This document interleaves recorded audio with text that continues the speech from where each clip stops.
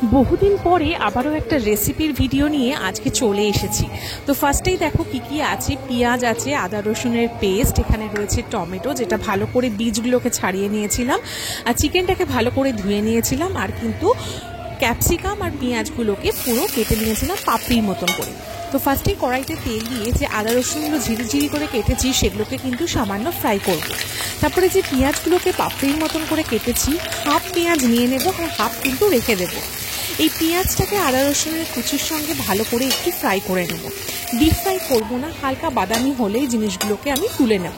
দেখো এখানে বাদামি হয়ে গেছে পেঁয়াজের কালারটা, এবার আমি কিন্তু এটাকে সুন্দর করে তুলে রেখে দিলাম। তারপরে কড়াই তেলে আদা রসুনের যে পেস্টটা করেছিলাম সেটাকে দিয়ে দিলাম। আমার এখানে মোটামুটি 1 কেজি মাংস ছিল, তাই জন্য সেই অনুযায়ী আমি কিন্তু আদা রসুনের পেস্ট করেছি। তোমরা যেমন হাতে যতটা মশলা খেতে চাও সেই অনুযায়ী করবে। দেখো আদা রসুনের পেস্টটাকে একদম ড্রাই করে ভালো করে কষিয়ে নেওয়ার পরে তারপরে বাকি যে পেঁয়াজের পাপড়িগুলো ছিল সেগুলো কিন্তু এখানে দিয়ে দিলাম, আর তার সঙ্গে দিয়ে দিলাম এরকম ক্যাপসিকামগুলো।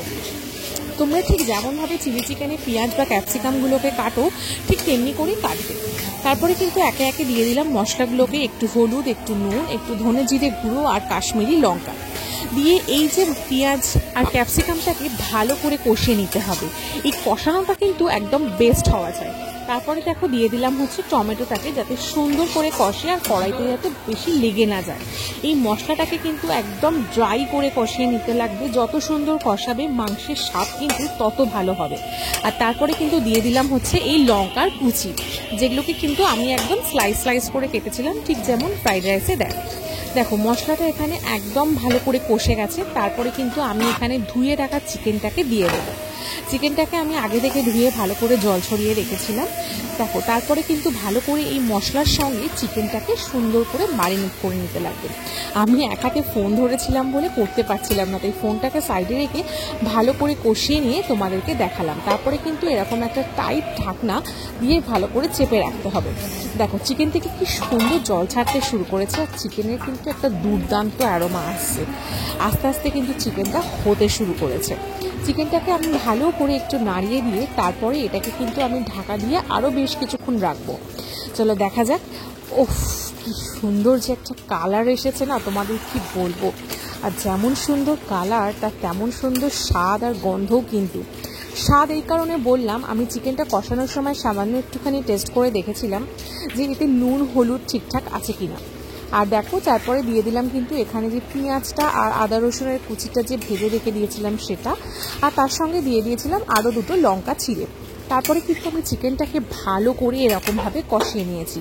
চিকেনটাকে কিন্তু বেশ অনেকক্ষণ ধরে কষাতে লাগবে। আমি 30 থেকে 45 মিনিট চিকেনটাকে কষানোর পরে তারপরে দিয়ে দিলাম হচ্ছে এরকম গরম জল। তোমরা চাইলে এখানে ঠান্ডা জল ইউজ করতেই পারো, বাট আমি সাজেস্ট করবো গরম জল ইউজ করো, তাতে কিন্তু চিকেনের স্বাদটা খুব ভালো হবে। দেখো এখানে জলটা দিয়ে দেওয়ার পরে তারপরে কিন্তু আমি চিকেনটাকে ঢাকা দিয়ে আরও মোটামুটি 15 থেকে 20 মিনিট মতন রাখবো, যাতে ভালো করে জলটা ফুটে যায়। এইবার শুধু দেখো চিকেনের কালারটা কত সুন্দর এসেছে, দুর্দান্ত। স্বাদও তো মনে হচ্ছে ভীষণ ভালো হবে। তোমাদেরকে আমি যখন খাবো তখন অবশ্যই শেয়ার করব। আর ফাইনালি আমার চিকেনের লুকটা দেখো, দুর্দান্ত। এত বেশি বাষ্প আসছিল যে বারবার স্কিনটা ব্লার হয়ে যাচ্ছিল। যাই হোক চলো তোমাদের সাথে খেতে বসে খেয়ে শেয়ার করি যে চিকেনটা কেমন হয়েছিল। কালারটা তো অসাম এসেছে, অসাম। আর সব থেকে মেন ব্যাপার, চিকেনের যে ঝোলটা সেই ঝোলের মধ্যে কিন্তু একটা থিকনেসও ছিল, অসাধারণ হয়েছিল। উফ আমার তো ভীষণ, আমার মনটা পুরো ভরে গেছিলো আজকে চিকেনটা করে।